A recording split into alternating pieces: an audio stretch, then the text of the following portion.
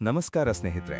2026ನೇ ವರ್ಷ ದುರ್ಗಾಂಬಿಕಾ ದೇವಿಯ ಜಾತ್ರಾ ಮಹೋತ್ಸವ ವಿಡಿಯೋವನ್ನು ಸ್ಕಿಪ್ ಮಾಡದೆ ಕೊನೆವರೆಗೂ ನೋಡಿ.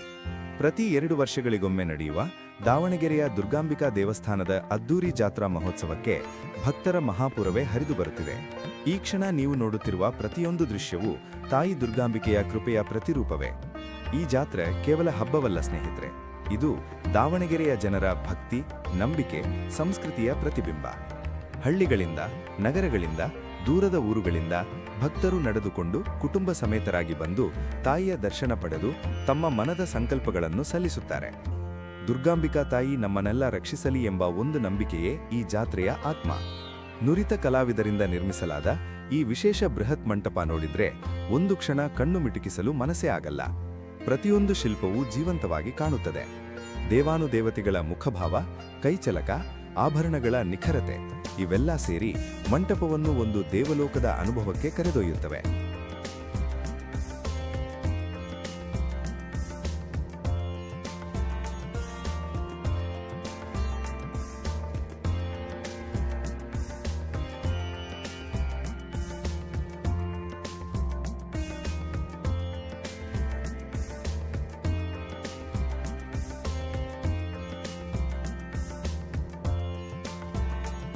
ಈ ಜಾತ್ರೆಯ ಮೂಲಕ ನಮ್ಮ ಸಂಸ್ಕೃತಿ, ಪರಂಪರೆ ಮುಂದಿನ ತಲೆಮಾರಿಗೆ ಹೋಗುತ್ತದೆ.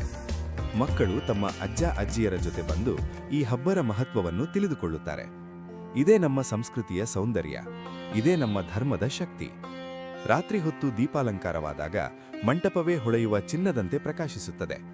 ಲೈಟ್ಗಳ ಬೆಳಕಿನಲ್ಲಿ ದುರ್ಗಾಂಬಿಕಾ ತಾಯಿಯ ದಿವ್ಯ ರೂಪ ಇನ್ನಷ್ಟು ಮಂಗಳಮಯವಾಗಿ ಕಾಣುತ್ತದೆ. ಭಕ್ತರ ಕಣ್ಣುಗಳಲ್ಲಿ ಆನಂದ, ಮನಸ್ಸಿನಲ್ಲಿ ಶಾಂತಿ. ಕೆಲವರು ಮೌನವಾಗಿ ತಾಯಿಗೆ ಪ್ರಾರ್ಥನೆ ಮಾಡುತ್ತಾರೆ. ಈ ಕ್ಷಣಗಳು ಜೀವನದಲ್ಲಿ ಮರೆಯಲಾಗದ ನೆನಪುಗಳಾಗಿ ಉಳಿಯುತ್ತವೆ. ದಾವಣಗೆರೆಯ ಶ್ರೀ ದುರ್ಗಾಂಬಿಕಾ ತಾಯಿಯ ಜಾತ್ರೆಯ ವಿಶೇಷ ಪೂಜಾ ಕ್ಷಣಗಳನ್ನು ಕಣ್ತುಂಬಿಕೊಳ್ಳೋಣ. ಇಂದು ತಾಯಿ ದುರ್ಗಾಂಬಿಕಾ ದೇವಿಗೆ ಏರ್ಪಡಿಸಿದ ವಿಶೇಷ ಪೂಜೆ. ಈ ಜಾತ್ರೆಯ ಸಂದರ್ಭದಲ್ಲಿ ತಾಯಿಗೆ ಬೆಳಗ್ಗೆಯಿಂದಲೇ ವಿಶೇಷ ಅಭಿಷೇಕ, ಅಲಂಕಾರ, ಮಹಾಪೂಜೆಗಳನ್ನು ಮಾಡಲಾಗಿದೆ.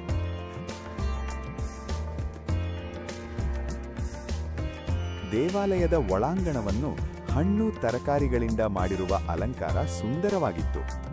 ದೇವಾಲಯದ ಒಳಭಾಗದಲ್ಲಿ ವಿವಿಧ ಬಣ್ಣ ಬಣ್ಣದ ಹಣ್ಣುಗಳು, ತರಕಾರಿಗಳಿಂದ ಮಾಡಿರುವ ಅಲಂಕಾರ ಭಕ್ತರ ಮನಸ್ಸನ್ನು ತುಂಬಾ ಆಕರ್ಷಿಸಿದೆ. ಭಕ್ತರೆಲ್ಲರೂ ಸಾಲಿನಲ್ಲಿ ನಿಂತು ಶಾಂತಿಯಾಗಿ ತಾಯಿಯ ದರ್ಶನ ಪಡೆದರು. ಈ ಕ್ಷಣಗಳಲ್ಲಿ ಎಲ್ಲರ ಮನಸ್ಸಿನಲ್ಲಿ ಒಂದೇ ಜೈಕಾರ, ಉದೋ ಉದೋ ಎಲ್ಲಮ್ಮ, ತಾಯಿ ದುರ್ಗಾಂಬಿಕಾ ಮಾತಾ ಕಿ ಜೈ. ಇಂತಹ ಜಾತ್ರೆಗಳು ನಮ್ಮ ಸಂಸ್ಕೃತಿ, ಭಕ್ತಿ ಮತ್ತು ಏಕತೆಯನ್ನು ನೆನಪಿಸುತ್ತವೆ. ದೂರದೂರಿನಿಂದ ಬಂದ ಭಕ್ತರು ಕುಟುಂಬ ಸಮೇತರಾಗಿ ತಾಯಿಯ ದರ್ಶನ ಪಡೆದು ಮನಸ್ಸಿಗೆ ಶಾಂತಿ ಮತ್ತು ಆತ್ಮಕ್ಕೆ ತೃಪ್ತಿ ಪಡೆದರು. ಈ ಪವಿತ್ರ ವಾತಾವರಣದಲ್ಲಿ ನಿಂತಾಗ ನಿಜವಾಗಿಯೂ ಒಂದು ದೈವೀ ಅನುಭವ ಉಂಟಾಗುತ್ತದೆ.